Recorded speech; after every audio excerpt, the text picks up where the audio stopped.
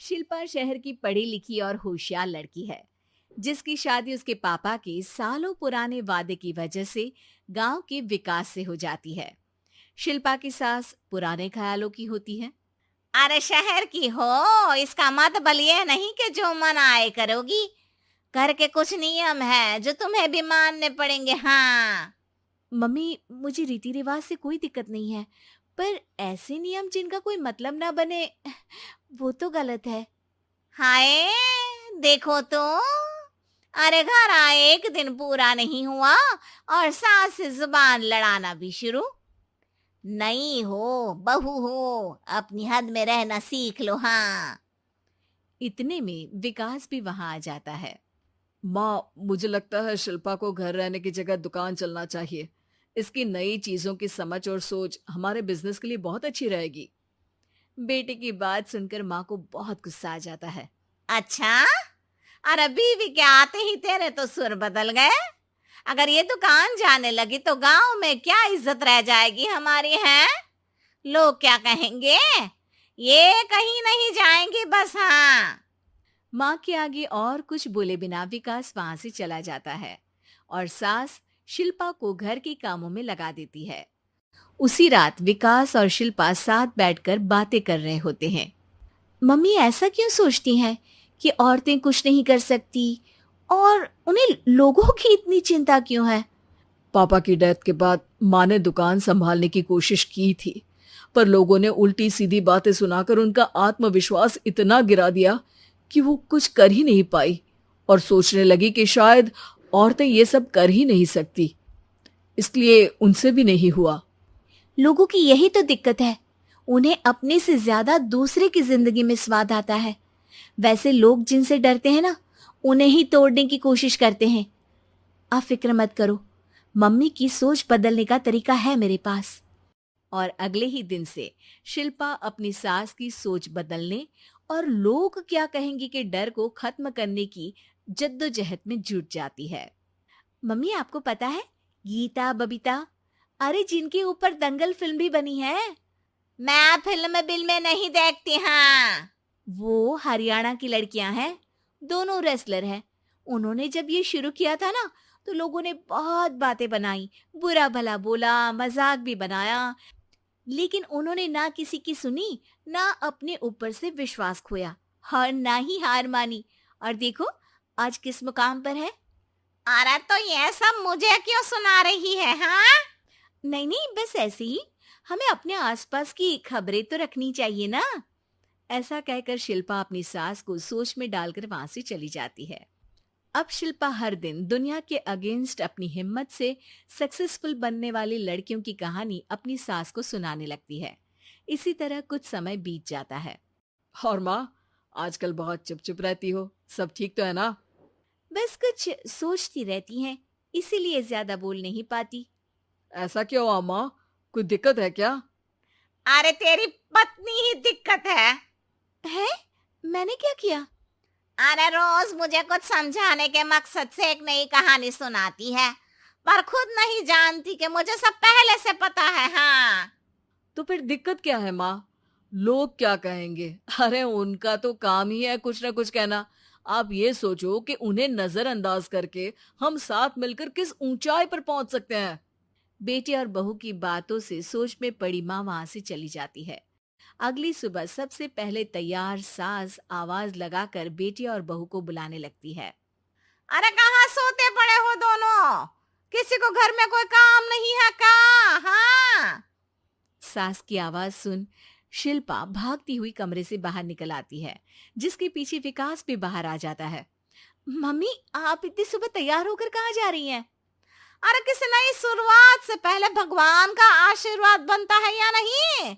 मैं सीधा दुकान जाऊंगी, तुम काम निपटा कर आ जाना है। सास की बात सुन शिल्पा और विकास खुशी से फूले नहीं समाते। ये हुई ना मेरी माँ वाली बात।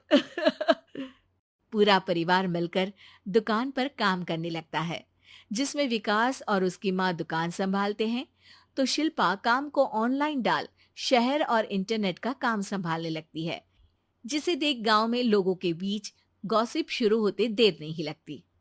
और क्या विकास भाई, अकेले काम संभल नहीं रहा था तो नौकर रख लेते, और तो को यहाँ लाने की क्या जरूरत थी।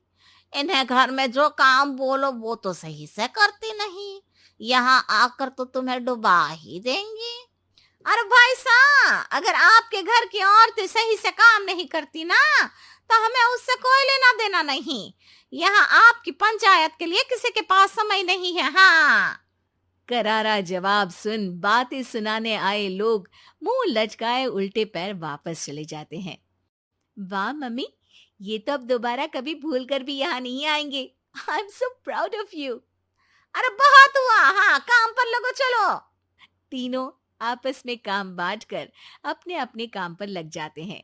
इसी तरह दिन दिनों के साथ महीने बीतते हैं, जिसमें शिल्पा की पढ़ाई, विकास की मार्केट स्किल और सास की फाइनेंशियल मैनेजमेंट से उनकी दुकान बहुत अच्छा बड़ा बिजनेस बन जाता है, जो गांव के साथ साथ शहर में भी अच्छा खासा मशहूर हो जाता है। अरे सच ही कहते थे तुम दोनों, लोगों का तो काम ही होता है कहना। अब हमें सुनना है या नजरअंदाज करना है वो तो हमारे ऊपर है। हाँ, आपकी शुरुआत में गालियां और आसमान छूने पर तालियां, ऐसे लोगों का तो काम ही है पलटना।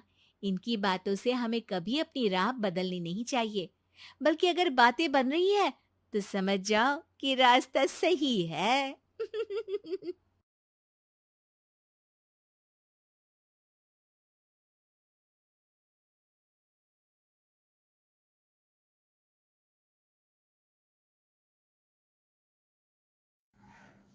Abraham lived in Haran.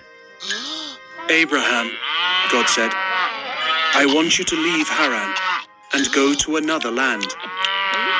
God didn't tell Abraham where that was. Trust me, God said.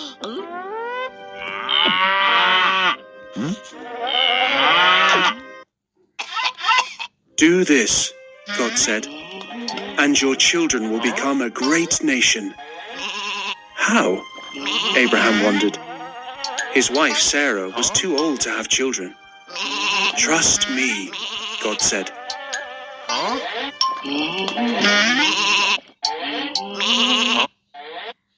Go where I tell you, God said, and you'll have more descendants than there are stars in the sky.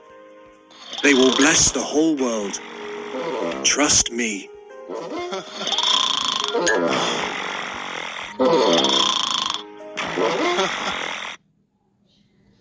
So Abraham trusted God.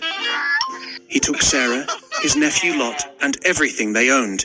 He went where God told him to go. He went to the land of Canaan.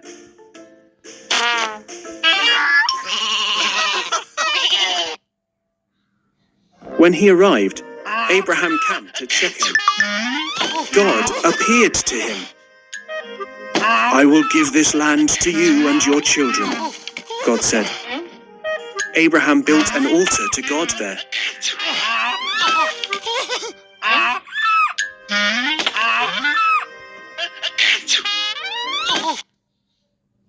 Abraham traveled around God's promised land.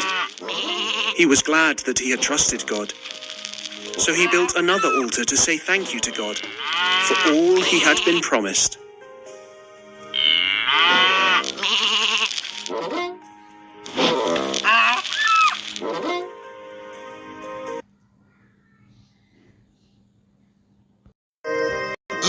Abraham, God said, I want you to leave Haran and go to another land. God didn't tell Abraham where that was. Trust me, God said.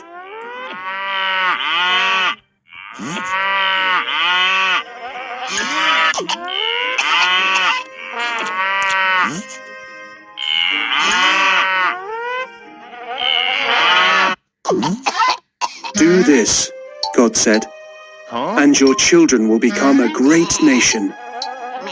How? Abraham wondered. His wife Sarah was too old to have children. Trust me, God said.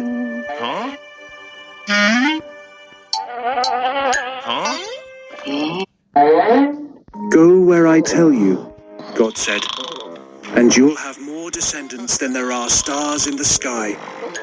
They will bless the whole world. Trust me.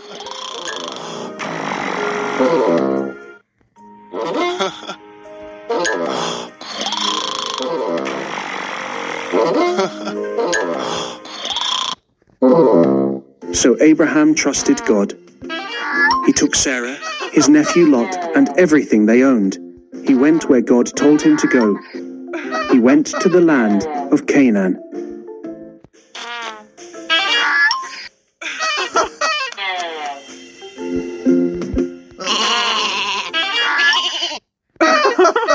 When he arrived, Abraham camped at Shechem. God appeared to him. I will give this land to you and your children, God said. Abraham built an altar to God there.